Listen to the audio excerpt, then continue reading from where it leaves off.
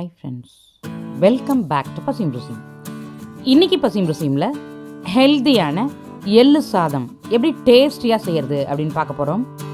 So இந்த video skip பண்ணாமல் last வரைக்கும் பார்த்து கண்டிப்பாக நீங்களும் ட்ரை பண்ணி பாருங்கள். வாங்க ரெசிபிக்குள்ளே போகலாம். பேனில் 1 ஸ்பூன் தனியா, 2 ஸ்பூன் கடலைப்பருப்பு, 5 சிகப்பு மிளகாய் சேர்த்து ட்ரை ஃப்ரை பண்ணிக்கலாம்.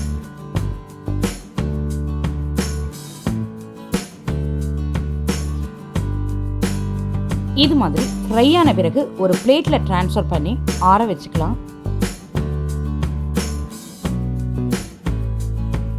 அதே பேனில் ஒரு குழிக்கரண்டி அளவுக்கு எள்ளு சேர்த்து எள்ளு வெடித்து வாசம் வர வரைக்கும் வறுத்துக்கணும். வறுத்த எள்ளை வேறு ஒரு பிளேட்டில் ட்ரான்ஸ்ஃபர் பண்ணி ஆற வச்சுக்கலாம். அடுத்து 4 டிராப் நல்லெண்ணெய் சேர்த்து 15 சிகப்பு மிளகாய் சேர்த்துக்கணும்.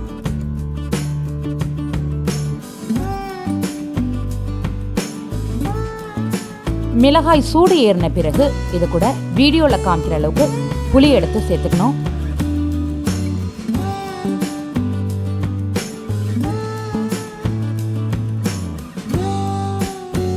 கூடவே தேவையான அளவு கல் உப்பு சேர்த்து ஃப்ரை பண்ணி இதையும் எள்ளு ஆற வச்சிருக்க பிளேட்லேயே ஆற வச்சுக்கலாம்.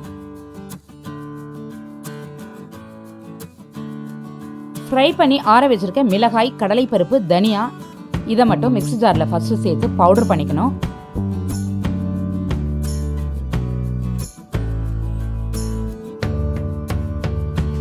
அடுத்து ஃப்ரை பண்ணி வச்சிருக்க எள்ளு, மிளகாய், உப்பு, புளி எல்லாத்தையும் மிக்ஸி ஜாரில் சேர்த்து கூடவே அரைகிறதுக்கு தேவையான அளவு கொஞ்சமாக தண்ணியும் சேர்த்து பேஸ்ட்டாக அரைச்சி எடுத்துக்கணும்.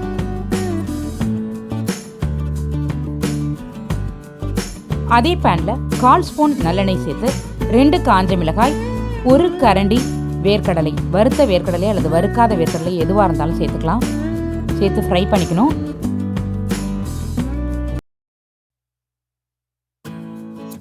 இது மாதிரி நல்லா ப்ராப்பராக ஃப்ரை ஆன பிறகு இதை நம்ம ஆற வச்சிருக்க சாதத்தில் சேர்த்துக்கலாம். இதுலேயே 1 ஸ்பூன் நல்லெண்ணெய் சேர்த்து நம்ம அரைச்சி வச்சிருக்க எள்ளு விழுதை சேர்த்து வதக்கணும். மிக்ஸி ஜாரில் கொஞ்சமாக தண்ணி விட்டு வாஷ் பண்ணி இதில் சேர்த்துக்கலாம். இது நல்லா குக்காகி ஃப்ரை ஆகணும்.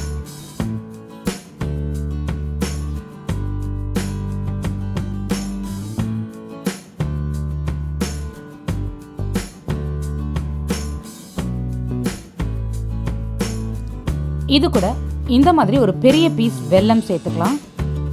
இப்படி வெல்லம் சேர்க்கறதுனால வெல்லத்தோட இனிப்பு சுவை தெரியாது, ஆனால் பயங்கர டேஸ்டியாக இருக்கும். கண்டிப்பாக இதை ஸ்கிப் பண்ணாமல் சேருங்க.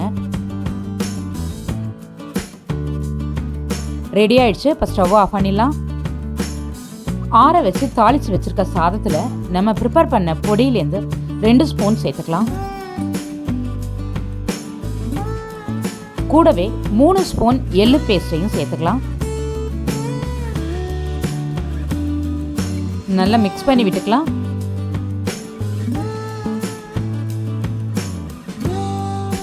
ஹெல்தியான டேஸ்டியான எள்ளு சாதம் ரெடி.